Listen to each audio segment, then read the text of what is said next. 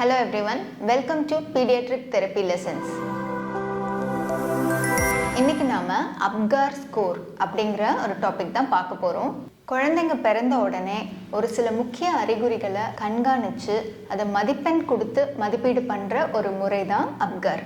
அப்காரோட விரிவாக்கம் என்ன, அதை எப்படி மதிப்பிடப்படுதுன்னு பார்க்கலாம். A appearance, P pulse, G grimace, A activity, R respiratory rate.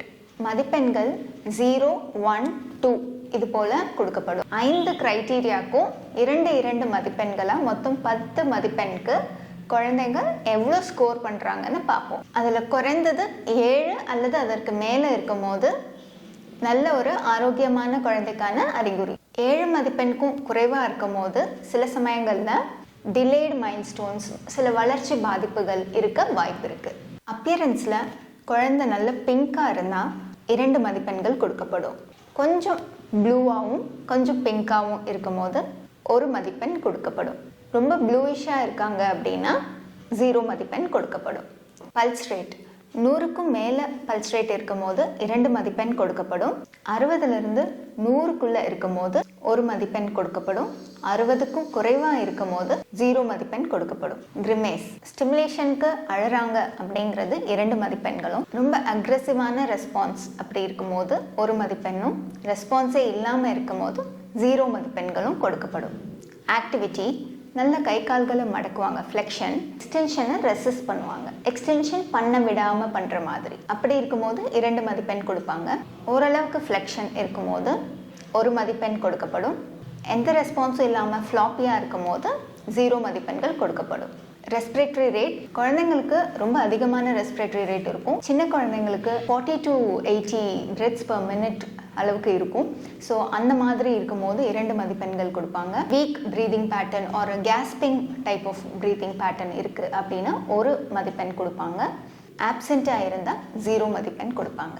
இந்த மதிப்பீடு எந்த அளவுக்கு அதிகமாக இருக்கோ அந்த அளவுக்கு ஆரோக்கியமான குழந்தை அப்படிங்கிறது அர்த்தம். பொதுவாக இந்த அப்கார் ஸ்கோர் பிறந்த 1 நிமிஷத்தில் ஒரு முறையும் அதுக்கப்புறம் 5 நிமிஷத்தில் ஒரு முறையும் பண்ணுவாங்க. அந்த ஃபர்ஸ்ட் மினிட்ல பண்ணுற அப்கார் ஸ்கோரிங் குழந்தை பர்த்திங் ப்ராசஸை நல்லா டாலரேட் பண்ணியிருக்காங்களா அப்படிங்கிறத நம்ம தெரிஞ்சுக்கலாம். அடுத்து 5வது நிமிஷத்தில் பண்ணுற அந்த ஸ்கோரிங் குழந்தை வெளியே வந்து அந்த என்வாயன்மெண்ட்டுக்கு அடாப்ட் ஆயிருக்காங்களா அப்படிங்கிறத நம்ம தெரிஞ்சுக்கலாம். ஒருவேளை குழந்தையோட இந்த 1 மினிட்க்கு அப்புறம் பண்ண அப்கார் ஸ்கோரும் 5 மினிட்ஸ்க்கு அப்புறம் பண்ண அப்கார் ஸ்கோரும் 7 மதிப்பெண்க்கு கீழே இருந்தால், அதாவது குறைவான அப்கார் ஸ்கோர் எடுத்திருந்தாங்க அப்படின்னா மறுபடியும் குழந்தைக்கு ஒரு அப்கார் ஸ்கோர் பண்ணுவாங்க. பிறந்ததுலேருந்து 10 நிமிஷம் கழித்து அந்த ஸ்கோர் பண்ணுவாங்க. இந்த அப்கார் ஸ்கோர் குழந்தைய எந்த அளவுக்கு ஆரோக்கியமாக வளருவாங்க, அவங்களோட மைல்ஸ்டோன்ஸ் எந்த அளவுக்கு ஆன் டைம் இருக்கும், அதை தீர்மானிக்கிற ஒரு விஷயமா இருக்கும். அதனால பேரண்ட்ஸ் இந்த அப்கார் ஸ்கோர் பற்றி தெரிஞ்சுக்க வேண்டியது ரொம்ப முக்கியம்.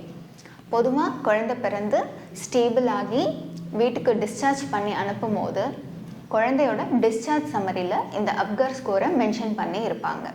ஒருவேளை ஒரு குழந்தையோட அப்கார் ஸ்கோர் குறைவாக இருந்து அவங்க மைல்ஸ்டோன்ஸ்லேயும் டிலே அது போல் நமக்கு தெரிஞ்சால், டவுட்ஸ் இருந்தால் கண்டிப்பாக ஒரு பீடியாட்ரிஷியனையோ இல்லை பீடியாட்ரிக் தெரபிஸ்டையோ கன்சல்ட் பண்ணணும். இந்த பதிவு யூஸ்ஃபுல்லாக இருந்திருக்கும்னு நினைக்கிறேன். யாருக்கு பயன்படும்னு நினைக்கிறீங்களோ அவங்களுக்கு இந்த பதிவை ஷேர் பண்ணுங்கள். தேங்க்யூ.